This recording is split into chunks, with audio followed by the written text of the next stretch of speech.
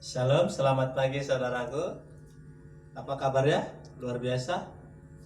Hari ini kita akan masuk perkuliahan kita topik 3 tentang gereja. Sebelumnya kita berdoa, mari kita berdoa.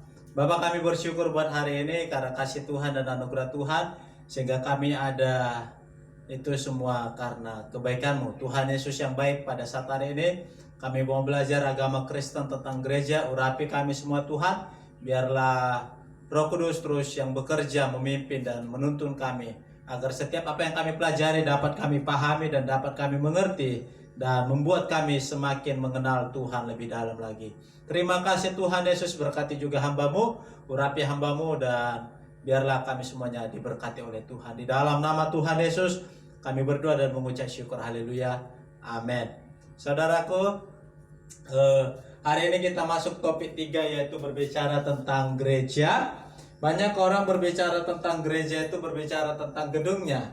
Banyak orang berbicara gereja itu tentang menaranya. Banyak orang berbicara gereja itu tentang peraturan-peraturannya, ya kan? Ini misalnya gereja. Banyak selama ini orang berpikir gereja itu berbicara tentang salib, berbicara tentang atapnya, ya kan? Tetapi hari ini kita mau belajar tentang gereja. Apa sih arti gereja itu, makna gereja, perkembangan gereja, tugas pokok gereja, itu yang sangat perlu kita pahami. Yang pertama kita belajar tentang arti dan makna gereja.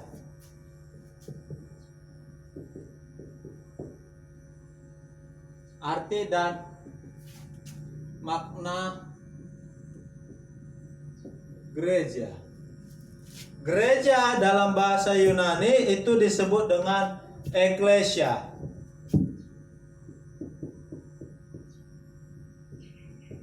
Eklesia artinya berasal dari kata ex. Ex itu artinya keluar. Dan klesia atau klesia artinya memanggil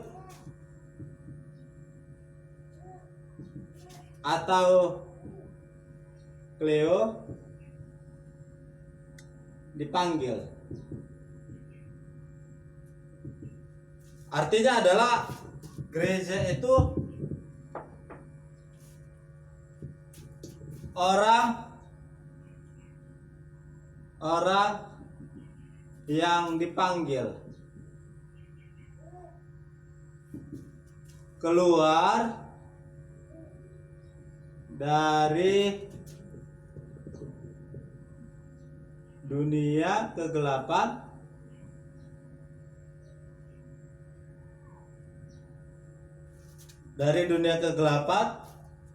masuk dalam terang Kristus. Jadi gereja itu adalah orang-orangnya. Matius pasal 28 ayat 19 sampai 20. Gereja itu adalah orangnya, bukan gedungnya. Gereja itu adalah manusianya, bukan salibnya. Tetapi gereja itu adalah di mana kita sendiri. Gereja itu sama dengan bait Allah. Gereja itu sama dengan rumah Allah. Rumah Allah itu sama dengan bait Allah.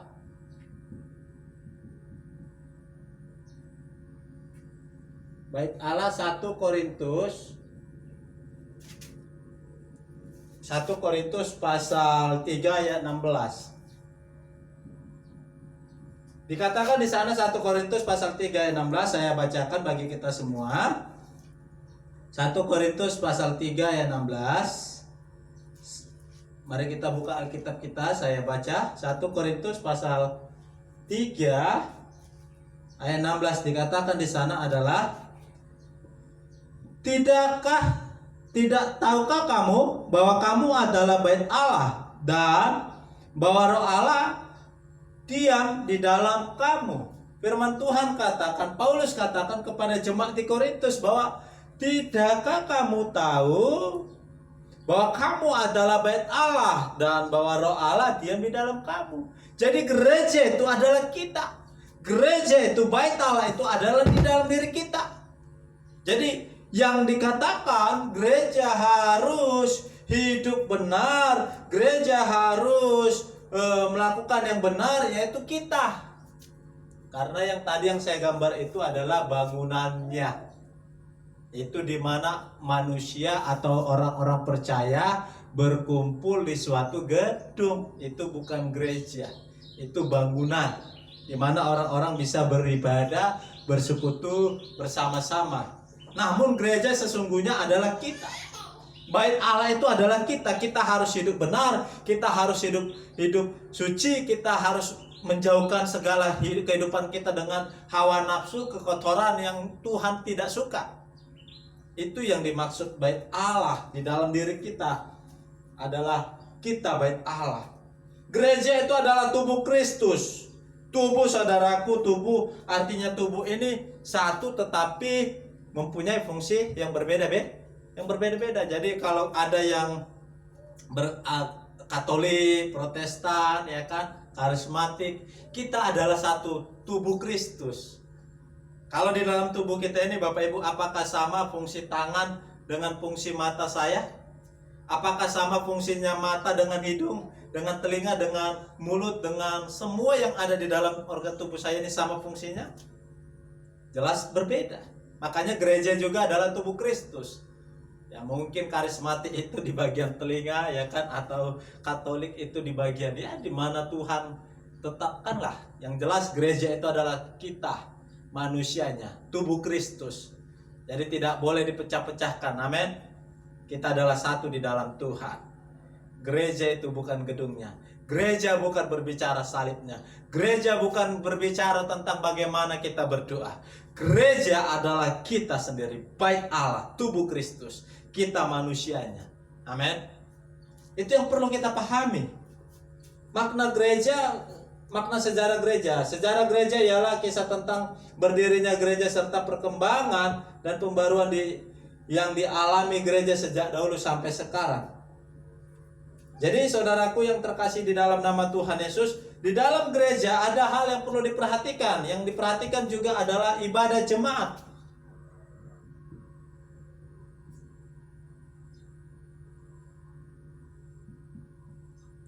Ini yang perlu saudara perhatikan, yang perlu kita lakukan di dalam ibadah jemaat. Ada 3 aspek yang perlu diperhatikan dalam setiap ibadah jemaat. Yang pertama, pertemuan harus terbuka. Yang pertama,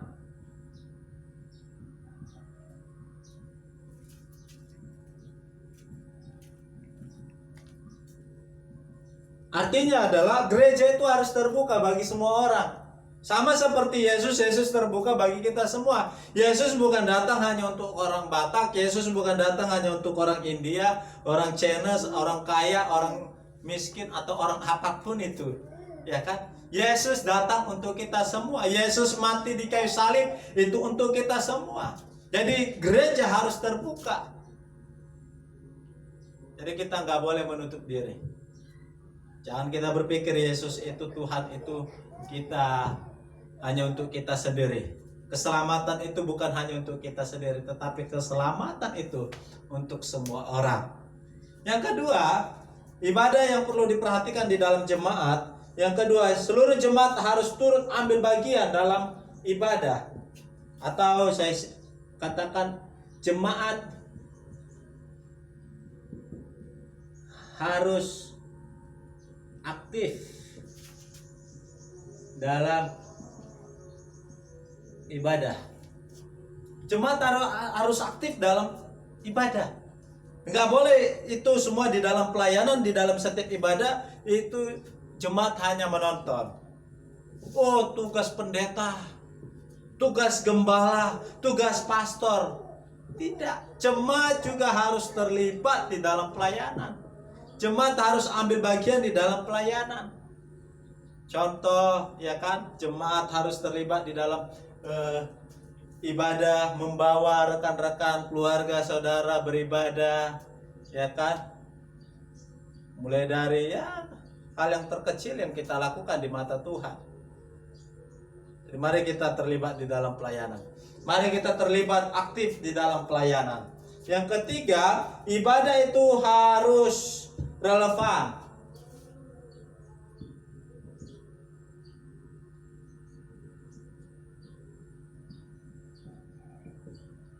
Ibadah harus relevan, sama seperti sekarang. Sekarang banyak ibadah online. Kita nggak boleh berpikir bahwa setiap gereja-gereja yang membuka ibadah secara online itu tidak benar, tidak berkenan di mata Tuhan. Inilah yang dimaksud ibadah harus relevan, ya kan? Di masa pandemi kita, ya semuanya harus berubah. Gereja juga harus berubah, harus terbuka, ya kan? Ibadah harus relevan. Artinya juga setiap perkembangan teknologi, kalau itu tidak membuat kita jatuh dalam dosa, kenapa tidak kita lakukan untuk merangkul banyak orang, ya kan? Gereja sekarang luar biasa, ibadah-ibadahnya penuh dengan wow, dahsyat. Ada gereja setiap ibadah minggunya penuh dengan anak-anak pemuda. Karena apa? Nuansanya full musik, ya kan? Full band, ya kan? Itu tidak berdosa, saudaraku. Kalau itu membuat banyak anak-anak kaum muda datang kepada Tuhan dan di dalamnya tidak ada unsur dosa. Contoh misalnya gereja tidak boleh anti dengan alat-alat musik, padahal jelas juga di dalam Alkitab bahwa dikatakan pujilah Tuhan, ya kan? Kita tidak boleh katakan kalau ada gereja tertentu melakukan ibadah-ibadahnya dengan full musik, banyak orang beribadah, itu berdosa. No, itu salah. Karena sama seperti yang dikatakan, poin yang ketiga, ibadah harus relevan, dapat digunakan dengan masa kini, tetapi tidak membuat manusia, saya dan saudara jatuh di dalam dosa. Tetapi yang tidak kalah penting adalah tugas pokok gereja. Inilah yang perlu kita pahami, tugas pokok gereja, tugas saya dan saudara. Yang pertama, tugas saya dan saudara yang pertama adalah yaitu marturia,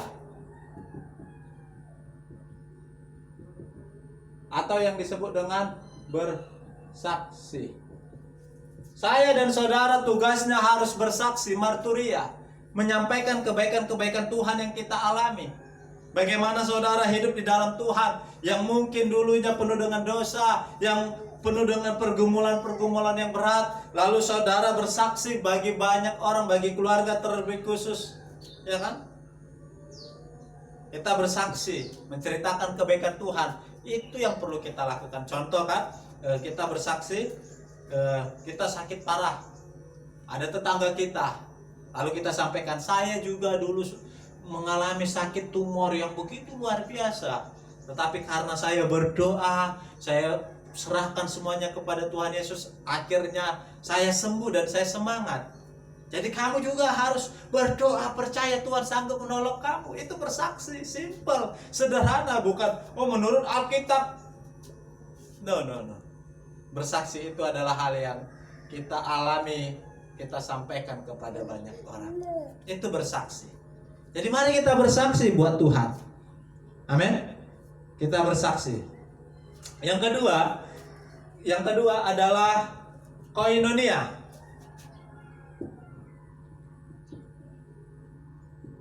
atau bersekutu. Koinonia atau bersekutu, saya dan saudara bersekutu, beribadah. Hari ini kita sedang melakukan namanya koinonia, membaca firman Tuhan, merenungkan firman Tuhan, membuat kita semakin hidup, semakin mengenal Tuhan. Itu bersekutu. Jadi kita harus juga ikut dalam komunitas-komunitas kekristenan yang membangun iman kita kepada Tuhan, yang membuat kita semakin mengenal Tuhan Yesus. Bersekutu. Ini bisa dilakukan di sekolah, ya kan, di pengembalaan, di pembinaan warga gereja, jemaat. Itu dilakukan. Yang ketiga, diakonia,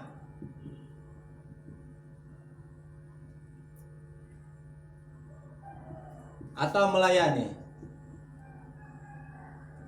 Ini sangat penting. Tugas yang ketiga ini tugas yang begitu luar biasa yang harus saudara lakukan dan saya, yaitu diakonia, melayani. Kita harus melayani orang-orang yang membutuhkan pertolongan, membantu. Pernahkah saudara membantu orang-orang yang susah? Ya kan? Memberikan orang makan, orang-orang yang di pinggir jalan saudara perhatikan, mendoakan orang yang sedang bersusah, melayani. Hidup ini adalah kesempatan. Hidup ini untuk melayani Tuhan. Jangan sia-siakan waktu yang Tuhan beri. Hidup ini harus jadi berkat. Melayani Tuhan. Kita harus melayani Tuhan. Melayani Tuhan itu bukan di gereja saja. Melayani Tuhan bukan hanya di mimbar. Saudara-saudaraku, bukan. Melayani Tuhan dimanapun saudara bekerja, saudara, itulah yang dikatakan melayani. Saudara bekerja di mall misalnya, saudara bekerja di kantor, saudara bekerja di pabrik, saudara berjualanlah dengan jujur, ya kan? Timbangannya nggak dikurangi, nggak ditambah-tambahin, itu melayani Tuhan, ya kan? Itu melayani Tuhan, bukan di gereja saja, melayani Tuhan itu. Apapun yang kita kerjakan untuk Tuhan, itu melayani Tuhan. Amin. Melayani itu Tuhan, melayani lebih sungguh, melayani lebih sungguh, ya kan? Tuhan lebih dulu melayani kepadaku, ya kan? Melayani Tuhan diakonia. Ada 3 tugas pokok gereja. Yang pertama marturia, yang kedua koinonia, yang ketiga diakonia. Mari kita hafal, mari kita ingat ini, yang ketiga poin ini, supaya kita sebagai gereja itu dapat menjadi berkat. Gereja yang sesungguhnya saya dan saudara. Amin. Selanjutnya adalah sejarah perkembangan gereja. Sejarah perkembangan gereja, saudaraku, itu bisa kita perhatikan di dalam Kisah Para Rasul pasal 2, di mana pada waktu itu Tuhan Yesus naik, lalu para murid berkumpul di Yerusalem, lalu Roh Kudus melawat para murid, Roh Kudus mengurapi para rasul, lalu mereka dipenuhi Roh Kudus, mereka luar biasa melayani Tuhan, ya kan? Mereka menjadi orang-orang yang dahsyat. Ketika para murid mendoakan orang sakit, yang sakit disembuhkan, ketika mereka dipenuhi oleh Roh Kudus, mereka berani berkhotbah, menyampaikan kabar tentang Tuhan Yesus bagi banyak orang. Itu sejarah perkembangan gereja. Tetapi saudaraku yang terkasih, di dalam nama Tuhan Yesus, setiap perkembangan ada namanya tantangan, ya kan? Tantangan itu terdiri dari 2. Yang pertama tantangan dari luar, yang kedua tantangan dari dalam. Saya tidak catat. Tantangan dari luar yang pertama adalah gereja dianggap oleh agama Yahudi, orang-orang percaya atau orang-orang Kristen adalah sesat. Itu tantangan dari luar. Yang kedua, kekafiran atau penyembahan berhala dan dewa-dewa tertentu atau penyembahan roh leluhur. Yang ketiga, berbagai aliran filsafat yang bertentangan dengan Injil, sehingga gereja dikatakan juga sesat dan orang Kristen dikatakan orang yang bodoh. 1 Korintus pasal 1 ayat 18 sampai 23. Penguasa kekaisaran Romawi, di mana kaisar menindas orang-orang Kristen, tidak boleh beribadah, tidak boleh memuji Tuhan. Itu tantangan dari luar. Tantangan dari dalam, yang pertama adalah berbagai aliran sesat atau ajaran yang bertentangan dengan Injil Kristus, atau munculnya juga antikristus. Itu aliran sesat, itu dimulai dari gereja.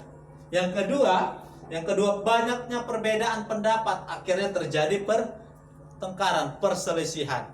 Jadi inilah yang mengakibatkan perkembangan gereja cenderung sulit maju. Jadi sampai di sini materi pembelajaran kita, saudaraku. Kiranya Tuhan memberkati kita semuanya. Tetap semangat, tetap mengikuti protokol kesehatan. Jangan lupa berdoa, jangan lupa jaga kesehatan.